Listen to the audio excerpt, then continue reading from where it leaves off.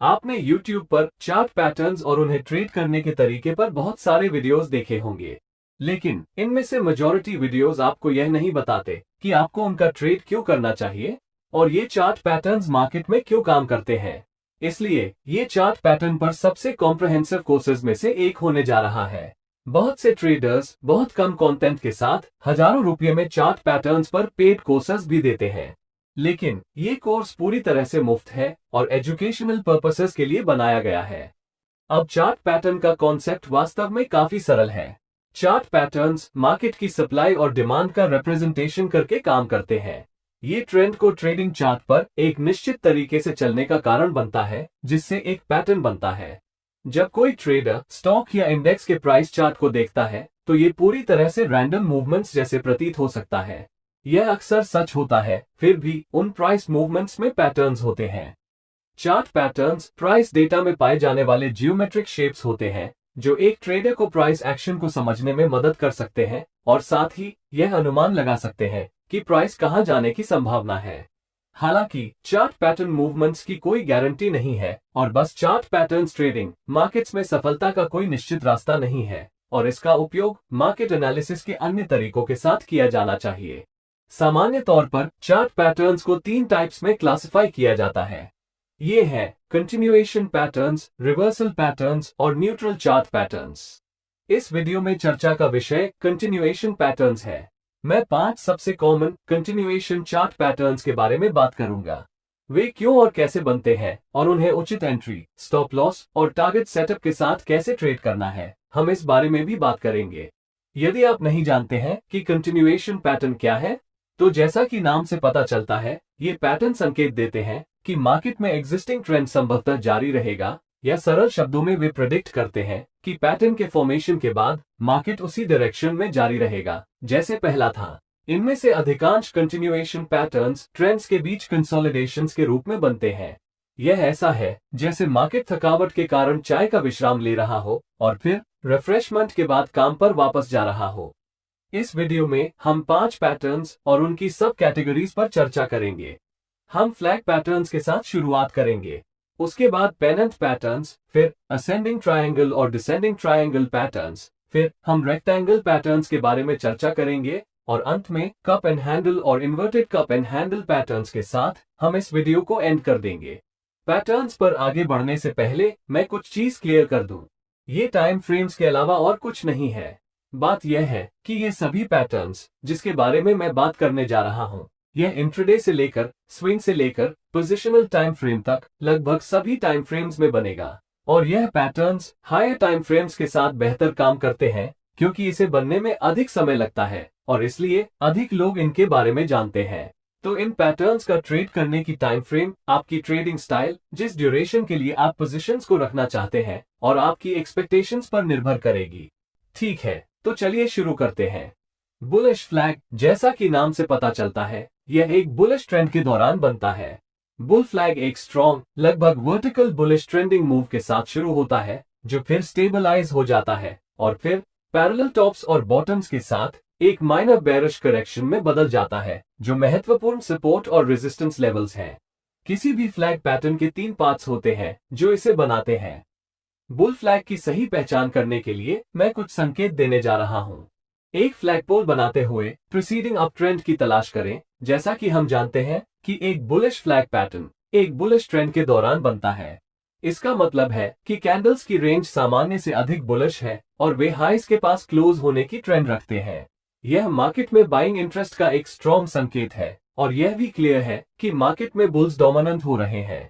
एक strong price move के बाद मार्केट को ब्रेक लेने की जरूरत है।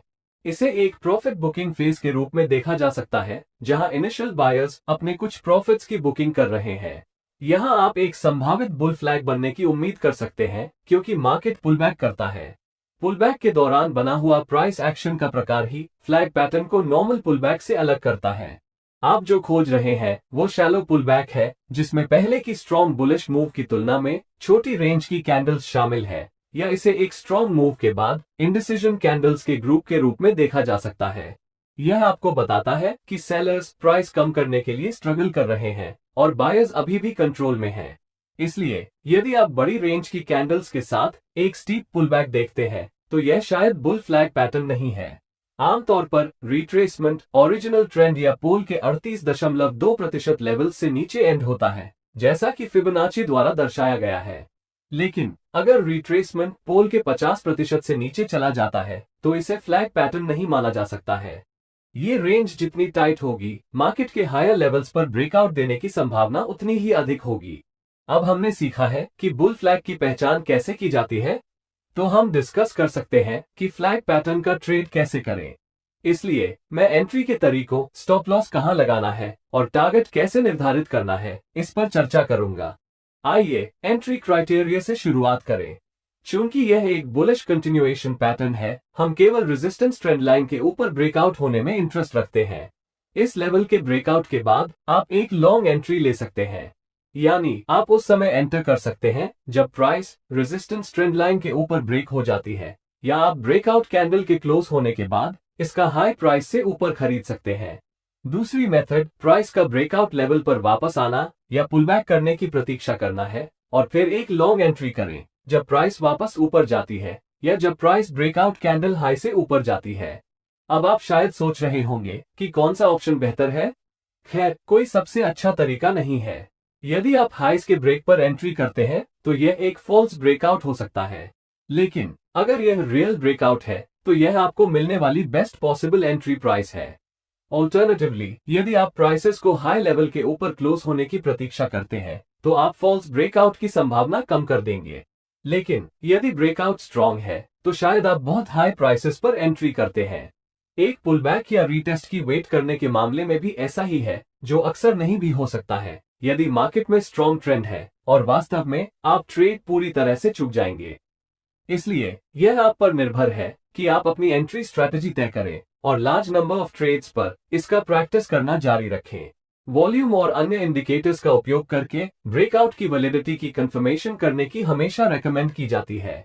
हायर देन एवरेज वॉल्यूम्स अधिकांश समय एक ब्रेकआउट को वैलिडेट कर सकती है, क्योंकि यह मार्केट पार्टिसिपेंट्स की इंटरेस्ट को दर्शाता है, और लो वॉल्यूम ब्रेकआउट्स विफल होने की सबसे अधिक संभावना है। MACD और RSI जैसे मोमेंटम इंडिकेटर्स का उपयोग करने से भी आपको सही ब्रेकआउट की पहचान करने में मदद मिल सकती है। मैंने इन सभी टॉपिक्स पर वीडियोस बनाया है, आप उन्हें देख सकते हैं। आइए अब स्टॉप लॉस सेट करने के क्राइटेरिया पर ध्यान दें। बुल फ्लैग पैटर्न का ट्रेड करते समय अपना स्टॉप लॉस कैसे सेट करें? आप अपने स्टॉप लॉस को सपोर्ट और रेजिस्टेंस, स्विंग हाई या स्विंग लो आदि जैसे ऑब्वियस लेवल्स पर सेट नहीं करना चाहते हैं।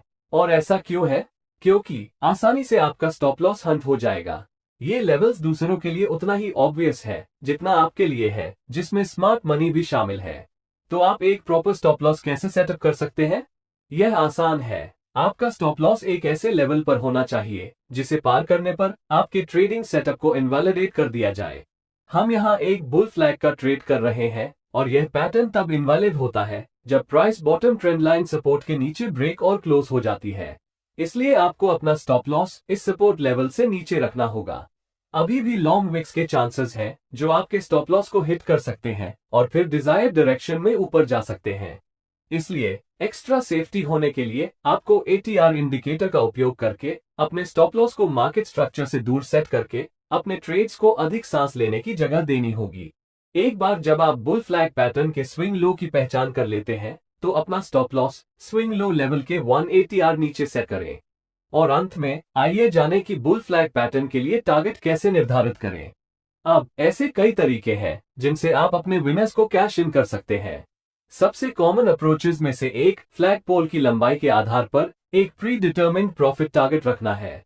इसके लिए सबसे पहले बॉटम सपोर्ट लेवल से फ्लैग पोल की लंबाई मापें, फिर इस लंबाई को रेजिस्टेंस ट्रेंड लाइन के ऊपर ब्रेकआउट पॉइंट से प्रोजेक्ट करें। यह आपका प्रॉफिट टारगेट होगा। आप अपने स्टॉप लॉस को तब तक ट्रेल करना भी चुन सकते हैं जब तक कि मार्केट आपको ट्रेड से बाहर नहीं कर देता। ये बेहतर ऑप्शन क्यों है? इस बारे में सोचें कि बुल फ्लैग पैटर्न आमतौर पर एक स्ट्रॉन्ग ट्रेंडिंग मार्केट में दिखाई देता है या यह एक रेंज ब्रेकआउट की ठीक बात बनता है। ऐसी मार्केट कंडीशंस में ट्रेंड के जारी रहने के लिए बहुत अधिक संभावना है और इसे कैच करने का एकमात्र तरीका अपने स्टॉप लॉस को ट्रेल करना है। अब सवाल ये है कि अपने स्टॉप लॉस को बेहतरीन तरीके से कैसे ट्रेल किया जाए। इसके लिए आप 50 पीरियड के मूविंग एवरेज या चिमलियर स्टॉप जैसे टूल्स का उपयोग कर सकते हैं, जो आपके स्टॉप लॉस को ट्रेल करने में मदद करेंगे और ट्रेड से तभी एग्जिट करें जब प्राइस इसके पार क्लोज हो जाए। इसके अलावा यदि आप प्राइस प्रोजेक्शन मेथड और ट्रेलिंग स्टॉप लॉस मेथड दोनों के कॉम्बिनेशन का उपयोग करते हैं तो ये बहुत बेहतर है, क्योंकि आप प्रोजेक्शन मेथड का उपयोग करके प्राइस मूव को गेज कर सकें ताकि आपके प्रॉफिट के एक हिस्से को वहां लॉक किया जा सके और फिर बाकी की पोजीशंस को राइट की जा सके। इससे आपके साइकोलॉजी पर कोई प्रभाव नहीं पड़ता है और किसी भी नुकसान से बचा जाता है। आगे बढ़ते हुए मार्केट में बुल फ्लैग ट्रेडिंग के लिए कई अपॉर्चुनिटीज उपलब्ध हैं, लेकिन अगर आप मुझे कुछ चुनने के लिए कहें तो मैं बुल फ्लैग के साथ ट्रेड करने के लिए 4 अलग अलग सिनेरियोज चुनूंगा ताकि मेरा रिवॉर्ड टू रिस्क सेटिस्फैक्टरी हो। ये 4 सिनेरियोज ये हैं। नंबर 1, एक प्राइस लेवल के ब्रेकआउट के बाद एक प्राइमरी पुलबैक के दौरान बुल फ्लैग फॉर्मेशन होना। नंबर 2, अब ट्रेंडिंग मार्केट के दौरान बुल फ्लैग पैटर्न का फॉर्मेशन जो ट्रेंड कंटिन्यूएशन का संकेत देता है। नंबर 3, एक रेंज मार्केट के अंदर बुल फ्लैग फॉर्मेशन। और नंबर 4, डाउन ट्रेंड में बुल फ्लैग फॉर्मेशन जो ट्रेंड रिवर्सल का संकेत देते हैं। एंट्री, टारगेट और स्टॉप लॉस क्राइटेरिया सभी 4 मामलों के लिए समान है, इसलिए मैं प्रत्येक मामले के लिए उन पर इंडिविजुअली डिस्कशन नहीं करूंगा। आइए चारों मामलों पर एक नजर डालते हैं। पहला केस लेवल ब्रेकआउट के बाद प्राइमरी पुलबैक का है। ऐसा तब होता है जब मार्केट एक रेंज से बाहर ब्रेकआउट हो जाता है और फिर पहली बार पुलबैक करता है। ये बुल फ्लैग पैटर्न में ट्रेड करने का सबसे अच्छा समय है। और ऐसा क्यों है? क्योंकि जब मार्केट कुछ समय के लिए एक रेंज में होता है तो प्राइस अंततः उस रेंज को तोड़ना होगा, और इसके अलावा जितनी देर तक मार्केट एक रेंज में रहेगा उतनी ही स्ट्रॉन्ग तरीके से रेंज को ब्रेक करती है। यहाँ हम जिस चीज के बारे में चिंतित हैं वो एक रेजिस्टेंस ब्रेकआउट है, जहां हम एक बुल फ्लैग बनने की उम्मीद कर सकते हैं। इसलिए जब मार्केट फाइनली ब्रेकआउट करता है तो ब्रेकआउट मूव से चूकने वाले ट्रेडर्स पुलबैक के पहले इंडिकेशन पर मार्केट में एंट्री करने की प्रतीक्षा कर सकते हैं। इन प्राइमरी पुलबैक्स में आमतौर पर शैलो रिट्रेसमेंट्स होता है, क्योंकि बहुत से ट्रेडर्स स्ट्रॉन्ग प्राइस मोमेंटम के खिलाफ ट्रेड नहीं करना चाहते हैं और यह एक हाई प्रोबेबिलिटी वाले पुलबैक ट्रेड को प्रस्तुत करता है। इसलिए अगर मुझे इस प्रोसेस को सरल तरीके से समझाना होता तो ये कुछ इस तरह से होगा। पहला स्टेप, कुछ समय के लिए रेजिस्टेंस लेवल का टेस्ट करने वाले एक मार्केट या एक रेंज मार्केट की पहचान करें। फिर मार्केट का इस लेवल को तोड़ने का इंतजार करें। इसके बाद प्राइमरी पुलबैक के रूप में बुल फ्लैग पैटर्न बनने की प्रतीक्षा करें और अंत में फ्लैग के हाई ब्रेक होने पर लॉन्ग एंट्री लें। क्या आपके साथ कभी ऐसा हुआ है कि आपको लगता है कि प्राइस बहुत हाई है और लॉन्ग ट्रेड लेने से पहले प्राइस के सपोर्ट लेवल में वापस आने या ब्रेकआउट लेवल पर रिट्रेस होने का इंतजार करना बेहतर होगा? लेकिन अगली चीज जो आप देखते हैं वो ये है कि मार्केट लगातार न्यू हाइस को तोड़ रहा है और आप अपने निर्णय पर पछतावा करते हुए साइडलाइंस पर रह जाते हैं।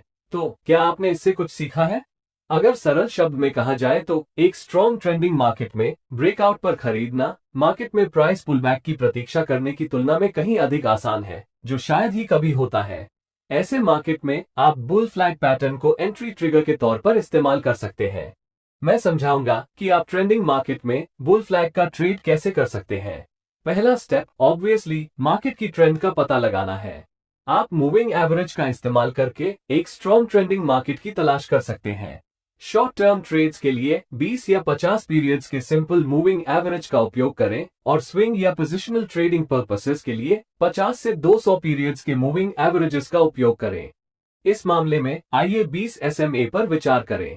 जब प्राइस प्रिडोमिनेंटली 20 SMA से ऊपर ट्रेडिंग करती है और ऊपर की ओर स्लोप होती है तो हम यह निष्कर्ष निकाल सकते हैं कि मार्केट की ट्रेंड स्ट्रांगली बुलिश है। पुलबैक के रूप में बुल फ्लैग पैटर्न के डेवलप होने की प्रतीक्षा करें। आप बुलिश फ्लैग पैटर्न के हाइस के ब्रेक होने पर लॉन्ग ट्रेड लेने की योजना बना सकते हैं। जैसा कि मैंने पहले बताया, यहां भी सेम एंट्री, स्टॉप लॉस और टारगेट का इस्तेमाल किया जा सकता है। मुख्य रूप से आप एक ब्रेकआउट के बाद या एक स्ट्रॉन्ग ट्रेंड के दौरान एक फ्लैग पैटर्न बनने की उम्मीद कर सकते हैं। हालांकि ऐसे इंस्टेंसेस होते हैं जब मार्केट एक रेंज में हो और रेजिस्टेंस लेवल पर हो, तब एक बुल फ्लैग पैटर्न बन सकता है। मेरे एक प्राइस एक्शन वीडियो में मैंने रेजिस्टेंस या सपोर्ट लेवल के पास बिल्डअप के साथ ब्रेकआउट की कॉन्सेप्ट के बारे में बात की थी। यदि आप बाद में इसके बारे में अधिक जानना चाहते हैं तो आप आई बटन पर उस वीडियो पा सकते हैं। यहाँ भी यही कॉन्सेप्ट अप्लाई होती है। ऐसा इसलिए होता है क्योंकि कोई सेलर्स इंटरेस्टेड नहीं है या बायर्स रेजिस्टेंस पर खरीदने को तैयार है। जो भी मामला हो, ये बुलिश ट्रेंड का संकेत है और मार्केट ऊपर ब्रेक हो सकता है। तो आप ऐसे अपॉर्चुनिटी की पहचान कैसे करते हैं? मुख्य रूप से आपको एक रेंज मार्केट की पहचान करनी होगी। फिर एक फ्लैग पैटर्न के रेजिस्टेंस पर बनने की प्रतीक्षा करें, जो एक बिल्डअप के रूप में है। हमेशा की तरह आप बिल्डअप के टूटने पर ट्रेड कर सकते हैं या प्राइस के रेजिस्टेंस लेवल से ऊपर क्लोज होने की प्रतीक्षा कर सकते हैं। मैं जानता हूं कि आप शायद सोच रहे होंगे, ये बंदा किस बारे में बात कर रहा है। कुछ ही मिनट पहले आपने कहा था कि बुल फ्लैग एक ट्रेंड कंटिन्यूएशन पैटर्न है, तो हम इसे डाउन ट्रेंड में क्यों भूल रहे हैं? हाँ, इस बात से इनकार नहीं किया जा सकता है कि बुल फ्लैग वास्तव में एक ट्रेंड कंटिन्यूएशन पैटर्न है। लेकिन अगर मैं आपको बताऊं कि एक ऐसा तरीका है जिससे आप डाउन ट्रेंड पर ट्रेंड कंटिन्यूएशन पैटर्न के रूप में बुल फ्लैग का उपयोग करके प्रॉफिट्स कमा सकते हैं। इस मेथड का संबंध मार्केट स्ट्रक्चर से है। यदि आप मार्केट स्ट्रक्चर के बारे में नहीं जानते हैं, तो आप इसे मेरी प्राइस एक्शन प्लेलिस्ट से देख सकते हैं। ये काफी आसान तरीका है। आगे बढ़ने से पहले आपको कुछ चीजें देखनी होंगी। सबसे पहले, प्राइस को डाउनवर्ड ट्रेंड लाइन रेजिस्टेंस के ऊपर क्लोज होनी चाहिए। हम डाउन ट्रेंड स्ट्रक्चर में ब्रेक के बारे में बात कर रहे हैं। फिर अगर प्राइस इस ट्रेंड लाइन रेजिस्टेंस के ऊपर एक बुल फ्लैग बनाती है, तो आपके पास एक जैकपॉट ट्रेड बन सकता है। आप यहाँ जो कर रहे हैं वो एक एंडिंग डाउन ट्रेंड और एक पोटेंशियल स्टार्टिंग अप ट्रेंड के बीच ट्रेड कर रहा है। अगर आप शुरुआत से ही अप ट्रेंड को पकड़ने में सक्षम हैं, तो आपको जबरदस्त फायदा हो सकता है। ट्रेड एंट्री, स्टॉप लॉस और टारगेट कंडीशंस समान रहेगी। रेंज मार्केट स्ट्रैटेजी के समान मैं अभी भी सुझाव देता हूं कि आप एक टाइट ट्रेलिंग स्टॉप लॉस का उपयोग करें, जैसे कि 20 पीरियड की मूविंग एवरेज, क्योंकि इस केस में हम एक कंट्रेरियन पोजीशन ले रहे हैं। एक बेयर फ्लैग पैटर्न एक बुल फ्लैग पैटर्न के ठीक ऑपोजिट है। ये भी एक और कंटिन्यूएशन चार्ट पैटर्न है, लेकिन एक बेयर फ्लैग संकेत देता है कि मार्केट में गिरावट की संभावना है। मैं इसके बारे में जल्दी बात करूंगा, वरना वीडियो की लंबाई बहुत अधिक हो जाएगी। यदि आप एक बुल फ्लैग के ट्रेडिंग से जुड़ी हर चीज को समझने में सक्षम हैं, तो एक बेयर फ्लैग का ट्रेडिंग करना आपके लिए बहुत ही आसान होगी।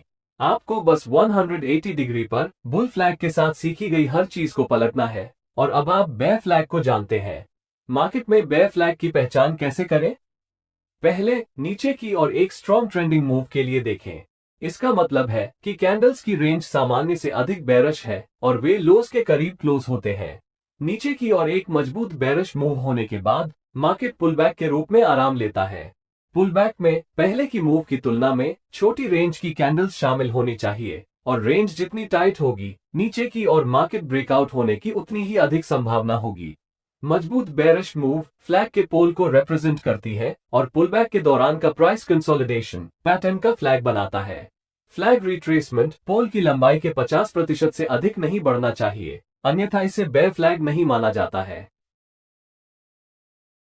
एंट्री क्राइटेरिया अभी भी सिमिलर है, एक्सेप्ट कि अब हम केवल शॉर्टिंग अपॉर्चुनिटीज की तलाश करेंगे, क्योंकि ये एक बेयरिश कंटिन्यूएशन पैटर्न है।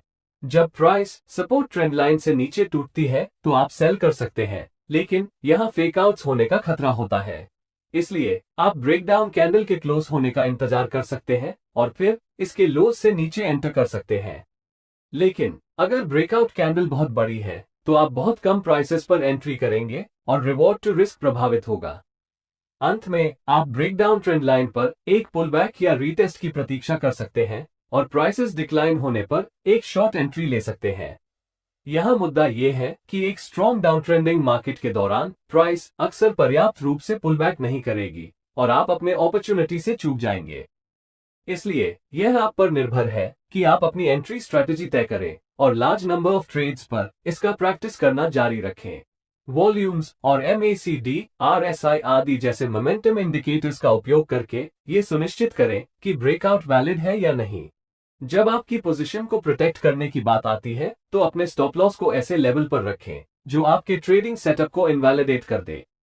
इस मामले में यदि प्राइस रेजिस्टेंस ट्रेंड लाइन से ऊपर टूटता है, तो बेयर फ्लैग इनवैलिड है। इसलिए स्टॉप लॉस को रेजिस्टेंस ट्रेंड लाइन के ऊपर रखें या अधिक सेफ होने के लिए अपनी रिस्क एपेटाइट के आधार पर स्विंग हाई लेवल के ऊपर 180R का बफर रखें। फाइनली आपका टारगेट प्राइस प्रोजेक्शन मेथड या ट्रेलिंग स्टॉप लॉस मेथड पर आधारित हो सकता है। प्राइस प्रोजेक्शन मेथड के मामले में फ्लैग पोल की लंबाई को मेजर करें और फिर इसे ब्रेकडाउन पॉइंट से सपोर्ट ट्रेंड लाइन के नीचे प्रोजेक्ट करें। ट्रेलिंग स्टॉप लॉस मेथड के लिए मूविंग एवरेजेस जैसे 20 या 50 पीरियड एवरेजेस का उपयोग करें और रेंज ब्रेकडाउन या स्ट्रॉन्ग डाउन ट्रेंड के मामले में आप अपनी पोजीशन को राइड करने के लिए चिमलियर स्टॉप्स का उपयोग कर सकते हैं। यदि आप अपने विनर से एग्जिट करने के लिए इन दोनों मेथड्स का एक साथ उपयोग करते हैं तो यह एक डेडली कॉम्बिनेशन है। पता लगाने वाला इंपॉर्टेंट बात यह है कि इन फ्लैग पैटर्न्स को कहां खोजें। आप सपोर्ट लाइन ब्रेकडाउन के दौरान बेयर फ्लैग्स पा सकते हैं, जिसके बाद प्राइमरी पुलबैक होता है। ब्रेकआउट कैंडल्स फ्लैग पोल का प्रतिनिधित्व करती हैं, जबकि प्राइमरी पुलबैक पैटर्न के फ्लैग कंसोलिडेशन का निर्माण करता है। जब प्राइस फ्लैग कंसोलिडेशन से नीचे टूटता है तो आप अपनी पसंद के एंट्री क्राइटेरिया के अनुसार एक शॉर्ट एंट्री कर सकते हैं। सबसे आम जगह जहां आप बेयर फ्लैग का सामना करेंगे वो एक स्ट्रॉन्ग डाउन ट्रेंड के दौरान है। आप मूविंग एवरेजेस का उपयोग करके मार्केट के ट्रेंड की पहचान कर सकते हैं। सही मूविंग एवरेज का सिलेक्शन ट्रेड की ड्यूरेशन या आपकी ट्रेडिंग स्टाइल पर निर्भर करेगा। 20 से 50 पीरियड्स के बीच कहीं भी शॉर्ट टर्म ट्रेंड को निर्धारित करने के लिए पर्याप्त है और 50 से 200 पीरियड के एवरेजेस के बीच कहीं भी लॉन्ग टर्म मार्केट की ट्रेंड का अनुमान लगा सकते हैं। लेकिन सबसे महत्वपूर्ण बात यह सुनिश्चित करना है कि प्राइस मूविंग एवरेज से नीचे रहे और नीचे की ओर इसका स्लोप रहे। बेयर फ्लैग देखने का एक और ओकेजन रेंज मार्केट्स में है, विशेष रूप से जहां एक सपोर्ट लेवल के पास एक बिल्डअप हो रहा है। ये बिल्डअप कभी कभी फ्लैग कंसोलिडेशन के रूप में हो सकता है और जब प्राइस बिल्डअप और सपोर्ट लेवल को तोड़ती है तो आप एक शॉर्ट पोजीशन में एंट्री कर सकते हैं। ट्रेड एंट्री, स्टॉप लॉस और टारगेट क्राइटेरिया सभी अन्य मामलों की तरह ही होंगे, लेकिन सुनिश्चित करें कि ब्रेकआउट वैलिड है। आप इसे एक अप ट्रेंड के अंत में भी पा सकते हैं, जहां अप ट्रेंड स्ट्रक्चर का ब्रेक बेयर फ्लैग पैटर्न के साथ होता है।